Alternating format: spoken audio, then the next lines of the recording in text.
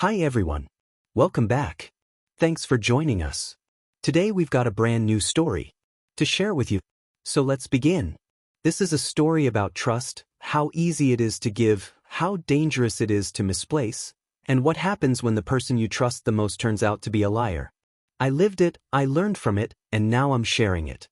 My name is Richard. I'm a businessman. I built my wealth from the ground up and created a life most people only dream of. 10 years after my first wife passed away from cancer, I met Sophia. She was younger, breathtakingly beautiful, and full of life. The kind of woman any man would be proud to have on his arm. After years of being alone, I married her, thinking I had found happiness again. And for a while, everything seemed perfect. Our marriage seemed solid. We had our routines. I traveled for business once a month, leaving her at home for a few days at a time. I never thought twice about it. Why would I? She was my wife. I gave her everything she could ever want. Trust wasn't something I questioned until one day, I got a tip that a man visited my house too often when I was away. A retired neighbor, an old man who was always home, stopped me one evening as I was getting into my car. He had that look the one people get when they know something you don't. Without much hesitation, he told me a young man had been coming to my house often when I was away. Too often. At first, I dismissed it. People love gossip, especially old men with too much time on their hands. It might likely be a delivery guy or a friend. Or nobody at all. My wife was loyal, wasn't she? I had no reason to believe otherwise. But doubt is a funny thing. Once it takes root, it doesn't go away. Even after I brushed off the conversation, the thought lingered in the back of my mind. A quiet, nagging voice whispering, what if? I wasn't the type to jump to conclusions, but I also wasn't the type to be played for a fool. I decided to test Sophia, but discreetly. It didn't hurt to reconfirm. I came up with a perfect plan. Under the guise of a routine home maintenance upgrade, I hired a crew to install hidden cameras around the house. It wasn't obvious and it didn't tip her off. Just a few well-placed devices. Enough to see everything I needed, without her ever knowing they were there. And then I waited. A month later, when I left for my usual business trip, I checked the footage from another state. Expecting to catch something, or deep down, hoping I wouldn't. I watched hours of recordings. There was nothing unusual. Deliveries, a couple of friends stopping by, normal household activity. But no mystery man. No secret lover. Relief washed over me. I had doubted my wife for no reason. Guilt crept in, making me feel foolish for ever listening to the neighbor. He was wrong. Sophia was faithful. I closed the surveillance feed and put it out of my mind. I had dismissed the old man's warning. I thought that was the end of it. Everything was fine until my next trip, a month later. Life had settled into its usual rhythm. Sophia and I went about our days as always. She kissed me goodbye that morning like a loving wife, and I left for the airport with my bags packed, ready for another business trip. Just another routine departure. Nothing fell off. As far as I knew, my life was in order. My marriage was intact. Then fate stepped in. The weather took a turn for the worse, and by the time I reached the airport, my flight was delayed. First for an hour, then 2, then indefinitely. The storm outside wasn't letting up, and there was nothing to do but wait. I found myself stuck in the airport lounge, scrolling through my phone, checking emails, and watching the minutes crawl by. Boredom set in quickly. Out of boredom, I pulled up the camera feed on my phone. It wasn't suspicion that made me check. I had already dismissed the idea that Sophia could be unfaithful. No, I just wanted to see what she was up to. She might be watching TV, curled up with one of those romance novels she liked, or she was already in bed, waiting for me to text her when I landed. But I never expected what I saw. Sophia wasn't alone. She was in our bed, wrapped around a younger man, completely lost in each other.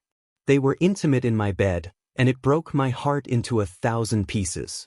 I felt a rage settling deep in my chest. I was supposed to leave town tonight. But now, I was going home to confront my wife. I stepped out of the terminal, my grip tight around my bag. There was no hesitation. I hailed a taxi nearby, climbed in, and gave the driver my address. As the car pulled away from the airport, I pulled out my phone, eyes locked onto the live feed. On the screen, I saw them, my wife and her lover. They moved from the bed to the bathroom, their bodies pressed together under the warm spray of the shower. It was a steamy, intimate moment. They were completely at ease, unaware that their little fantasy was about to come crashing down. I watched as they laughed, touched, kissed, completely oblivious. Minutes later, the taxi slowed to a stop in front of my house. I paid the driver, grabbed my bag, and stepped out. My focus was razor sharp. I moved to the door, pulling out my spare key. The lock turned smoothly, and I slipped inside like a ghost. The house was just as I left it, except for the trail of clothes leading toward the bathroom, his shirt, her dress, his pants, their underwear, carelessly discarded like their shame. I took my time, stepping over them, my movements precise and controlled. I knew exactly what I needed to do. I moved quickly, heading straight to the circuit breaker and flipping the switch. Instantly, the house plunged into darkness. More importantly, the hot water cut out. The reaction was immediate. From behind the bathroom door, I heard the sudden confusion as warm comfort turned ice cold and everywhere dark. Perfect. I didn't knock. I didn't wait. I kicked the door open with enough force to send it slamming against the wall. A violent crack echoed through the room. Inside, they both froze for a second, and the only sound was the water still running. Then I switched on the flashlight, landing directly on them. Sophia screamed, terrified like it was a home invasion. Her lover, dripping, scrambled backward, his hands moving wildly to cover himself. But there was nowhere to hide. And then I stepped forward. Slow, deliberate, my phone in hand, camera rolling. I wanted every second of this captured. No words yet. No reaction. Just the quiet horror settling into Sophia's wide, tear-filled eyes as she finally recognized the shadow standing in the doorway. That was when the begging began.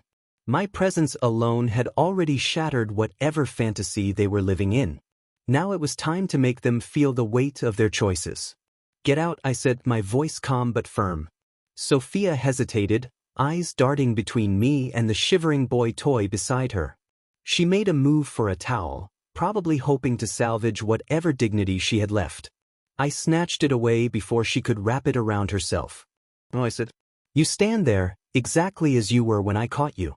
They had no choice but to obey.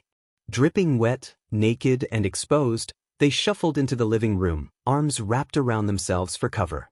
The young lover kept glancing around, shifting on his feet, like a caged animal looking for an escape. I saw the moment he realized his problem. His clothes were gone. I let that realization sink in.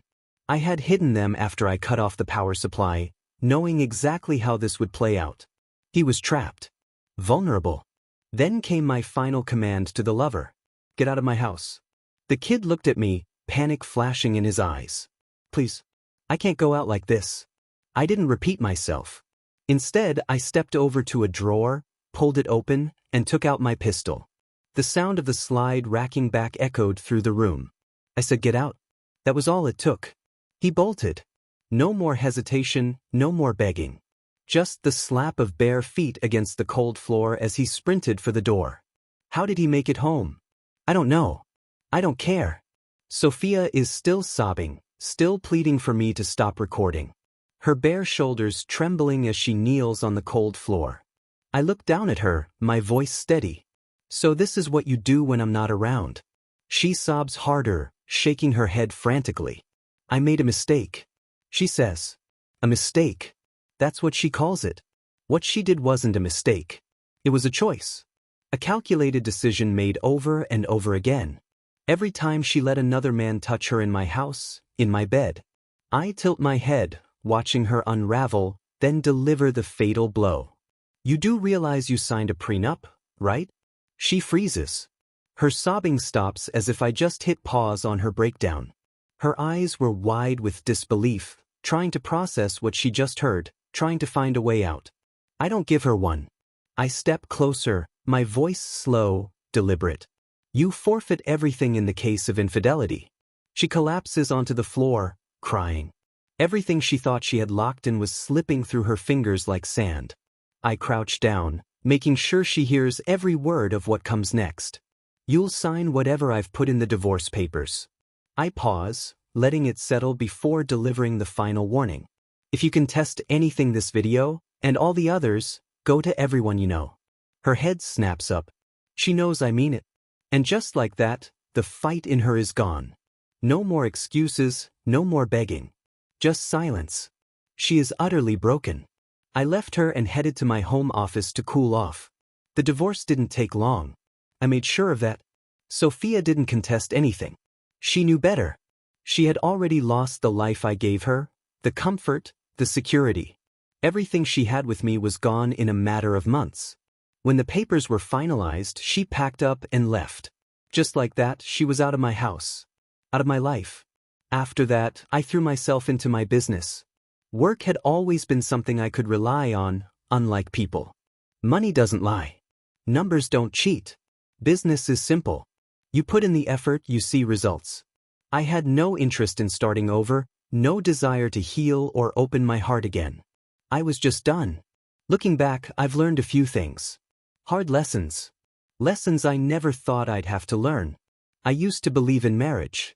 I thought love was enough. That was my mistake. I thought if you loved someone, if you gave them everything, they would never betray you. I was wrong. Love isn't enough. It never was. Now, I know better. Marriage? It's just a contract. A piece of paper. And like any contract, it can be broken. It can be thrown away.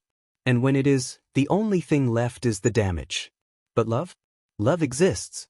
Just don't mistake love for trust. I still believe in love. I know it's real because I loved Olivia, my first wife. But love and trust? Those are two different things. And if you don't understand that, you're setting yourself up for pain. And never let betrayal go unpunished. When someone betrays you, you don't cry about it. You don't beg for answers. You don't give them a second chance. You handle it. You make sure they feel the consequences. And then, you walk away without looking back. Over to you. If you were in my shoes, what would you have done? Would you have reacted differently? Would you have confronted them immediately or played it smarter in a different way? Some say betrayal should be met with forgiveness, while others believe in giving cheaters exactly what they deserve. So, what's your take? Let me know in the comments. I want to hear your thoughts.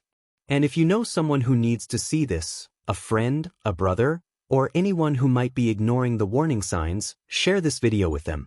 Betrayal isn't always obvious until it's too late. Maybe this story will open someone's eyes before they end up learning the hard way.